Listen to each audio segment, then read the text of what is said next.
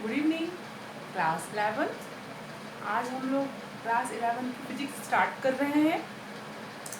NCERT based अपनी physics है और आप लोग 10th पास आउट होकर आए हैं। आपके लिए पहली बार फिजिक्स पढ़ रहे हैं। अभी तक हमने पढ़ा है पर 10th में इंक्लूडिंग साइंस में पढ़ा है। अब हम फिजिक्स को सेपरेटली पढ़ेंगे। ओके, पहली बात तो ये है कि फिजिक्स से आपको बिल्कुल भी डरने की आवश्यकता नहीं है।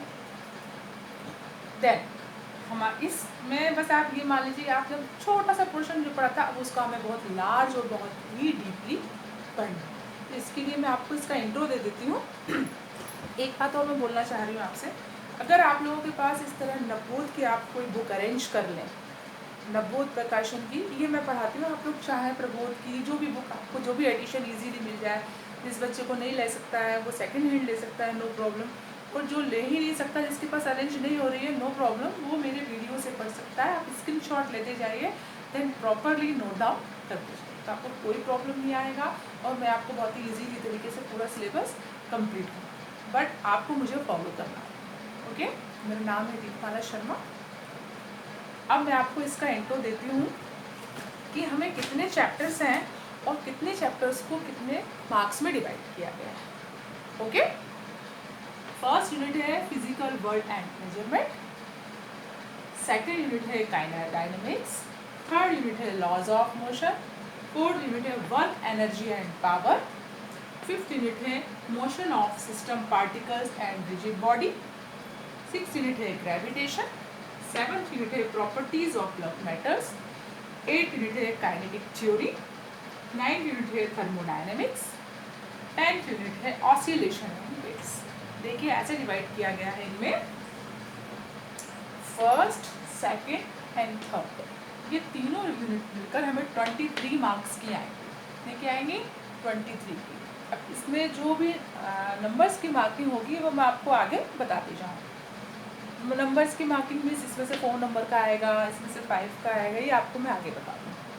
4, 5 और 6 ये है 17 मार्क्स की, 7, 8 और 9 ये है 20 मार्क्स की, and last unit only 10 marks, मतलब एक यूनिट 10 नंबर की है। ठीक है ना? इस तरीके से हमने नंबर्स का यहाँ पर इसको नंबर्स की डिवाइड कर रखे हैं।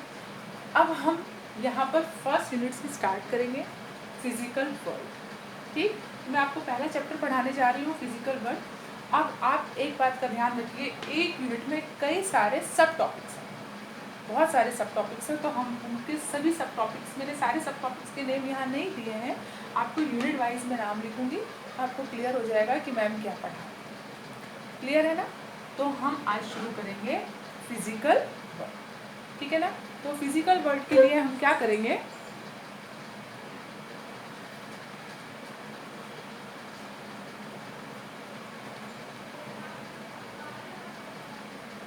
ये इसको इरेज करने के लिए बीच में पॉज कर देते ताकि आपका जो टाइम है वो मिसयूज ना हो उस टाइम का। इसमें हम सबसे इजी चैप्टर स्टार्ट कर रहे हैं, इंट्रोडक्शन ऑफ फिजिक्स।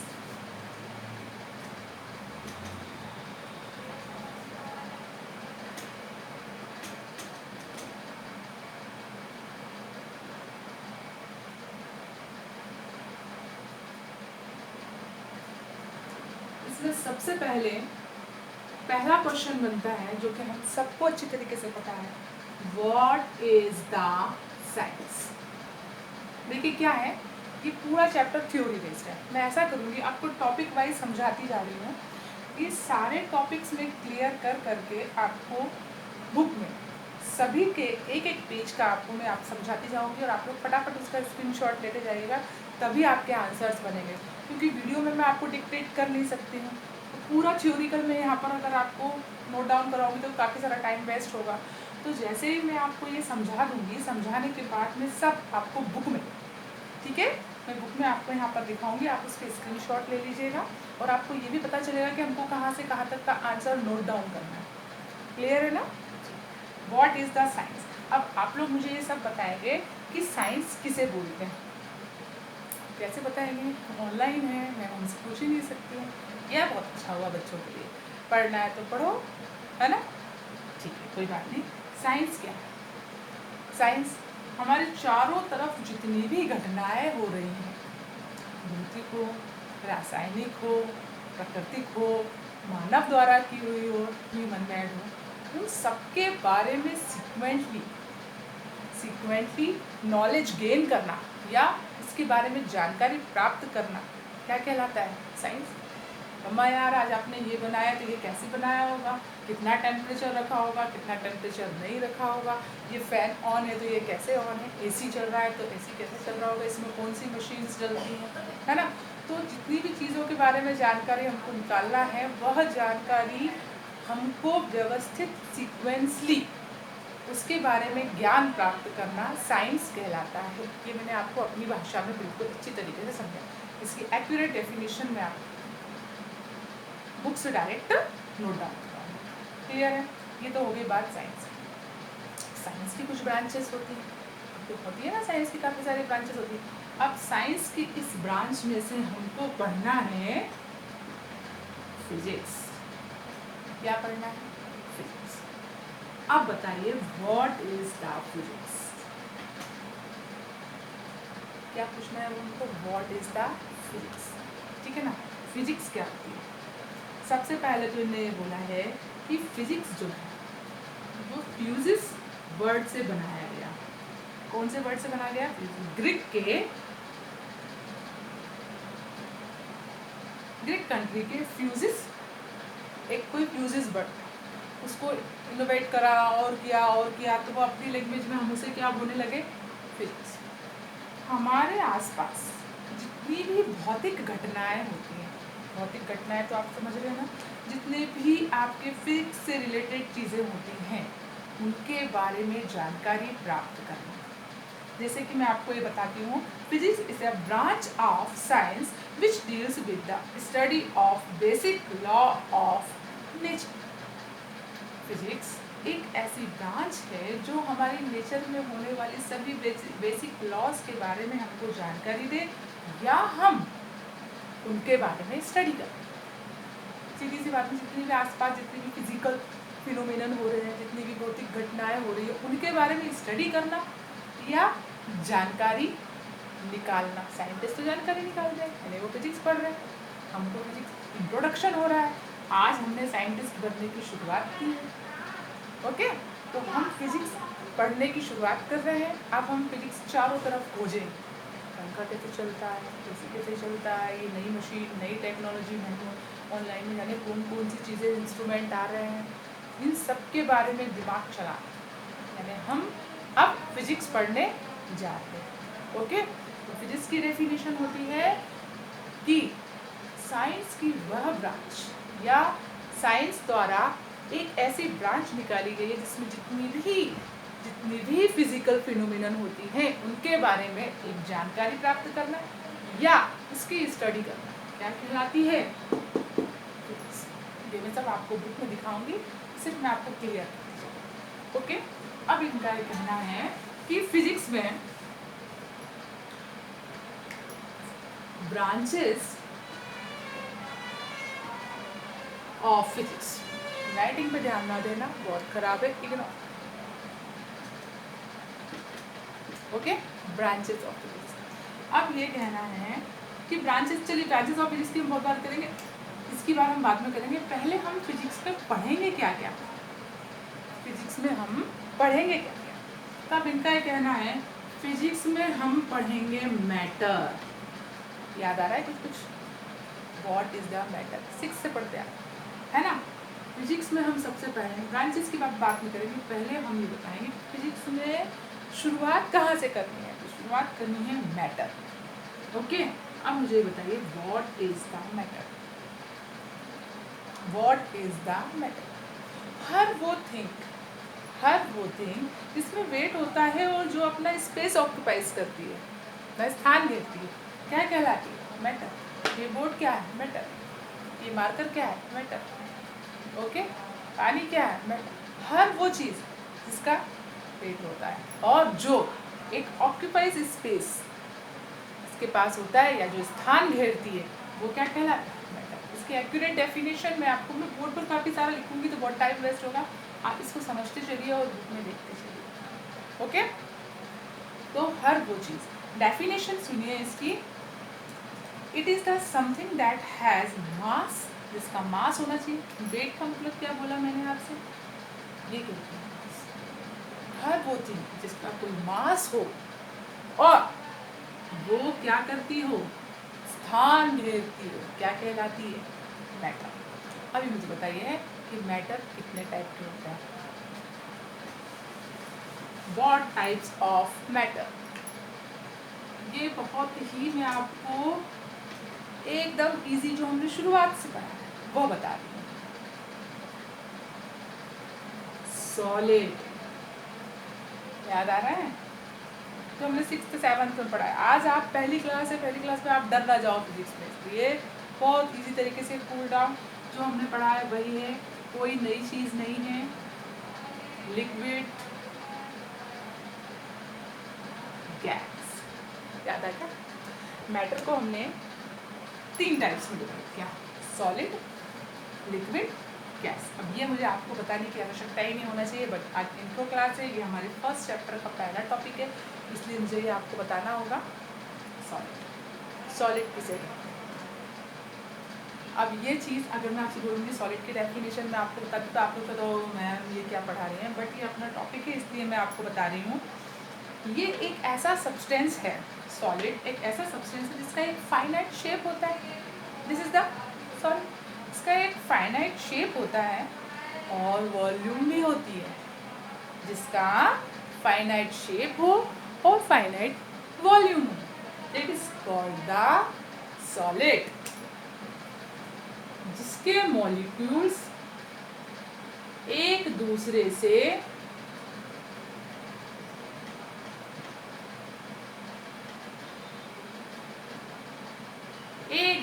के बिल्कुल पास, इनके जो मॉलिक्यूल्स होते हैं वो एक दूसरे से बिल्कुल पास होते हैं, क्लोज टू ईच अदर, और इनके बीच में बिल्कुल भी स्पेस नहीं होता। इसका एक फाइनाइट शेप और फाइनाइट वॉल्यूम होता है। ऐसा सब्सटेंस सॉलिड कहलाता है, ठीक है ना। एक ऐसा सब्सटेंस जिसका फाइनाइट शेप और फाइनाइट वॉल्यूम हो वो क्या कहलाता है, solid. This is the solid. Clear है? अब आप बताइए लिक्विड। अब सॉलिड ऐसा, लिक्विड ऐसा क्यों? सॉलिड तो ऐसा, पर लिक्विड ऐसा क्यों? कारण ऐसा है, एक ऐसा सब्सटेंस जिसका वॉल्यूम तो कैसा हो, फिक्स हो, इसका वॉल्यूम तो कैसा हो, लेकिन उसका शेप चेंज हो जाए। क्या है? The substance have definite volume but not shape. जैसा जहाँ डालोगे उसमें, मटके में डालोगे तो मटके के शेप का, ग्लास में डालोगे तो ग्लास के शेप का, दैट इज कॉल्ड द ऐसा सब्सटेंस जिसका क्या वॉल्यूम डिफाइनाइट हो बट शेप कैसा हो, डिफाइनाइट ना हो, क्या कहलाता है, लिक्विड। ऐसा होता क्यों है? रीजन है कि मॉलिक्यूल्स सॉलिड की कंपैरिजन में दूर दूर होते हैं, इनके बीच में इंटरमॉलिक्यूलर गैप होता है, इसलिए क्या कहलाते हैं, इसलिए ये कहलाते हैं लिक्विड। क्लियर? बिल्कुल बच्चों वाली बात है, आपको बहुत अच्छी तरह समझ आ रही है। Third, gas.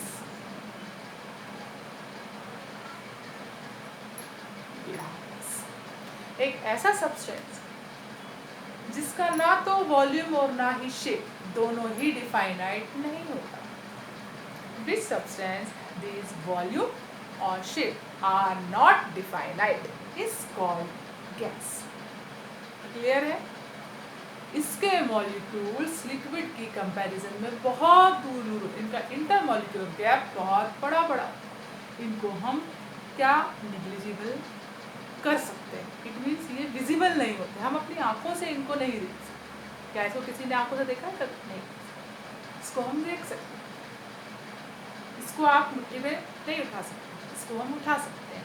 तीनों में से इसका इंटरमॉलिक्यूलर गैप बिल्कुल निग्लिजिबल होता है, इसमें थोड़ा सा इंटरमॉलिक्यूलर गैप होता है, इसमें बहुत ज़्यादा इंटरमॉलिक्यूलर गैप होता है। Solid, liquid, gas. क्लियर? क्या क्या पढ़ा हमने?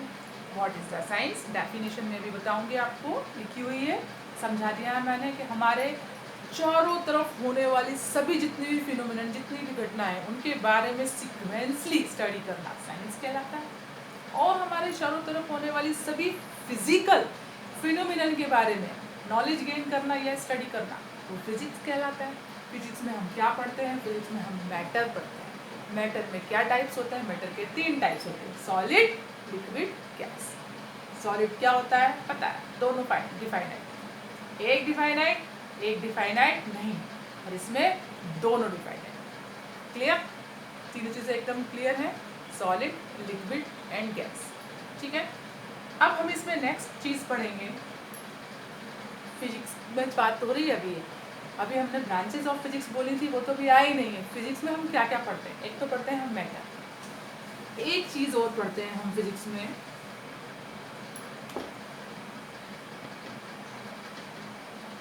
ये आपको ऐसे ही नोट डाउन करना है और इसी में आपको एनर्जी की डेफिनेशन पूछ ली जाएगी, या आपको जो 2-2 नंबर की छोटी छोटी डेफिनेशंस आएंगी इस चैप्टर से, कोई बहुत ज़्यादा नहीं आता है इसमें, तो है ना। मैं आपको बता दूंगी कि इसमें से कितना कितना आता है। What is the energy? Capacity of doing work is called energy. जिसके पास जितना काम करने की क्षमता होगी उसकी एनर्जी उतनी ज़्यादा होती है, तो capacity of doing work is called energy. Energy की यूनिट आप सबको पता होगी, is called joule. Capacity of doing work is called energy. Okay, क्या काम करने की क्षमता को हम शक्ति या एनर्जी कहते हैं। क्लियर? अब इसमें नोट डाउन करने के लिए मैं आपको भी इसे बुक में बताऊंगी, आप इसे नोट डाउन कर दिया। एक चीज़ मैं आपको इसमें बताना चाह रही हूँ कि एनर्जी को लेकर एक इक्वेशन बताई है एल्बर्ट